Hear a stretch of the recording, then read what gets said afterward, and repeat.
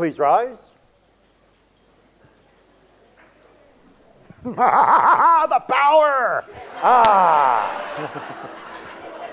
You all know that's why I became a rabbi, right? To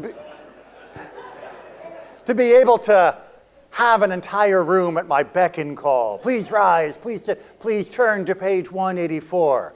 I can make one delirious with that power. Think of what I could do. Not so much, not so much. But having read now this section in the Torah, which I hope you were all paying careful attention to, you may be wondering, well, isn't that what the Kohanim were?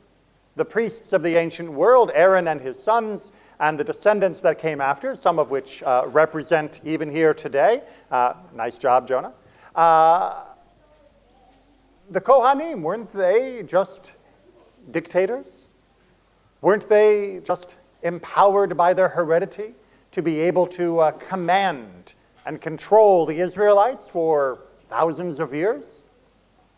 Well, if you have looked into Jewish history, you'll know that's not exactly the case.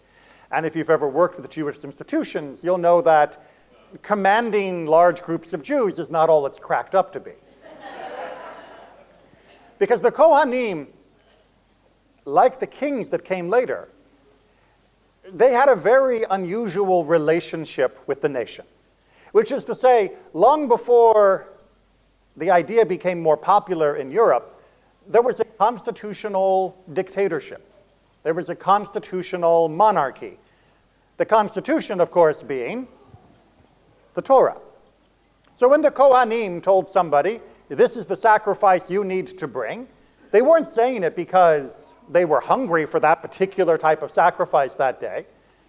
They were saying it because that's what the Torah said was the appropriate sacrifice. And if somebody among the staff of the Kohanim were to say, yeah, I know that last week we said you could bring a grain offering, but this week I would really like steak, so it's going to be a cow this week. What could the average Israelite say back? No, that's not what the Torah says, because the rules of Judaism were printed. In the ancient world, they were printed on giant stones, carved into the plaster that covered them, so that anyone could walk over and read them and see exactly what the rules were. And if the Kohen tried to pull a fast one and say, no, it's really a cow this week, the Israelite could say, nah, that's not what God asked us to do. And I'm not giving you a cow just because you've asked for it.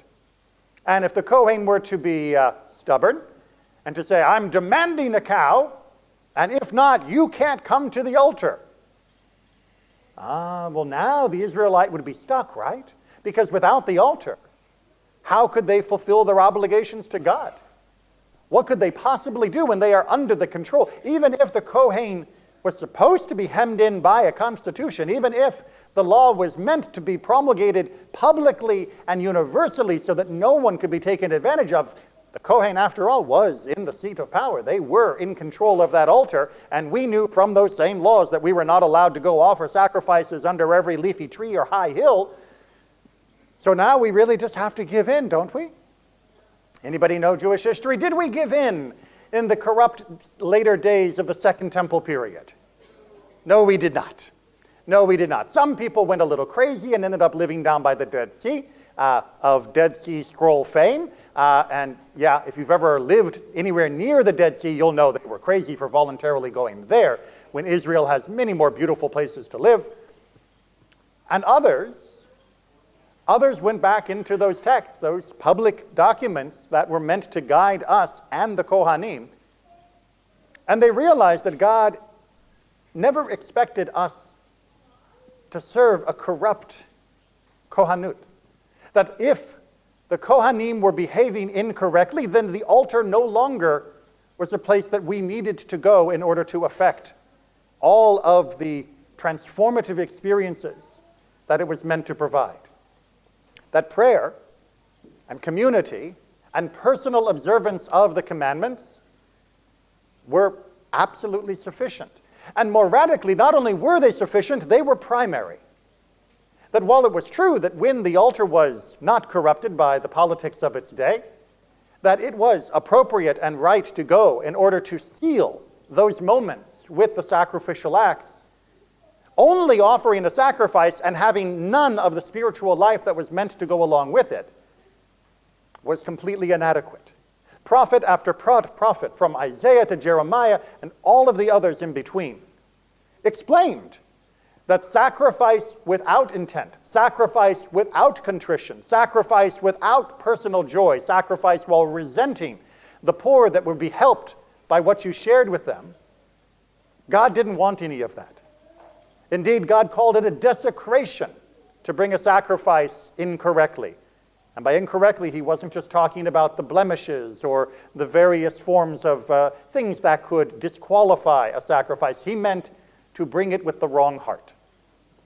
And so when the Kohanim tried to exert their power, when they tried to hold captive the temple of Jerusalem in those latter days of the Second Temple period, the people were able to say, fine, then I guess we won't come. And it turns out we'll be able to still connect to God just as well, and in fact, probably better than going to your temple under those circumstances, than going and having to perform a theatrical sacrifice when we all know, both the Kohanim and those participating, how corrupt it has become. Judaism has these semi-dictatorial positions of the Kohanim and of the king, but we never allowed them free rein. We never allowed them complete autonomy. They all were subject to God, and God, in God's infinite generosity, made them subject to us, because God gave us an escape clause. If the king is corrupt, you do not have to serve him. If the temple is corrupt under the Kohanim, you do not have to serve it. That you are capable, indeed you are commanded, to find a path to God that bypasses any that would seek to bypass the mitzvot by standing in the midst of these centers of power, the centers of grandeur, and the centers of what are meant to be spiritual moments, and denying you access for their own personal gain. It can be tough reading through the Torah and looking at the vision of 3,000 or 2,000 years ago and wondering, was it fair, was it right? And too often when we read it superficially without that historical context, without understanding what the people's response was when things were not right, without understanding what God had given us as permission to deal with situations that were out of whack. Each verse doesn't tell you all of that, but collectively and reflectively, looking back on our history, looking at our present, we understand that God was smarter than we thought. God did not chain us to a Torah that would allow us to be subjugated to the whims of other petty tyrants. God gave us a Torah to know that we should not be. But the model of the Exodus, we understood that we do not have to stay and serve a corrupt Pharaoh. We didn't have to stay and serve a corrupt king. We didn't have to stay and serve a corrupt priest. That what God wants for the world is freedom, and that is the right of each person and the responsibility of each person. And so when the temple fell in 70 of the Common Era, when it was destroyed by the Romans, yes, we wept because of our failure to reform and bring it into line with God's vision, and that failure allowing the temple to be destroyed. But we didn't despair, because we understood that God was still with us. We understood the commandments were still alive and well, even if the building was in ruins. And perhaps a little part of us celebrated, because without that brick and mortar, without the kingship, without the priesthood offering those sacrifices and controlling that ceremony, it would be much harder for anyone to step into that place and pretend to be a dictator for the community. So those of you who are involved in Jewish life, we chuckle at the idea of trying to herd Jews in any particular order, of trying to get a committee to even coordinate enough to set a meeting time and then to actually decide on a position. We joke about how hard it is. But it's no joke. That is our pride. We celebrate that.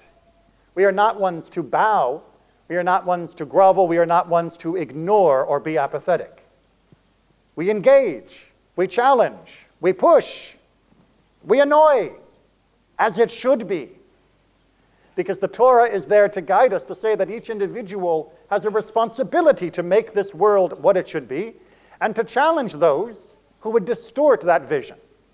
And to say, not in my name, not without my rebuke, and I am not going along with that.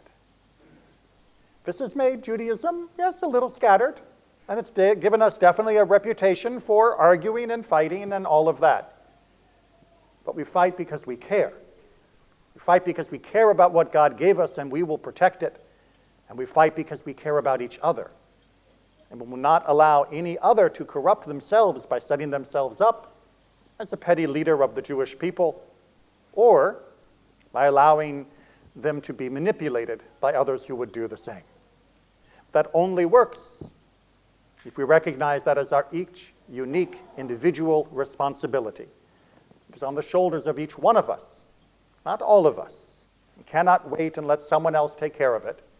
You cannot step back and say, oh, I don't like synagogue politics, someone else can take care of it. You step up. You yell, maybe. Preferably you speak respectfully, but determinedly when you think things need to be said. And if you are a member of Temple Israel, or would like to become one, I will draw your attention to the fact that in the first week of June, we will be having our town hall meeting, and we will be electing our new officers and members of the board. And it's a wonderful opportunity to recognize that your participation matters. This congregation's leadership is not under my thumb. I may be able to tell you when to stand and sit and what page to go to. But I am not a dictator. I couldn't be a dictator because thankfully this congregation wouldn't let me. And that is how it should be. But it only works if you show up. And if you are members of other congregations, or should become members because you're not yet a member, hold your communities to the same accountability. Demand transparency, demand participation. Make sure that its decisions are being made in proper ways, and make sure that you are aware of how they are being made. Because this is all of ours duty. It's not so onerous. I'm not saying that each one of you has to serve as president of your shul, which is quite a tall order. But each of you have to be there in the community somewhere. Without it, God knows where we'll end up. Shabbat Shalom.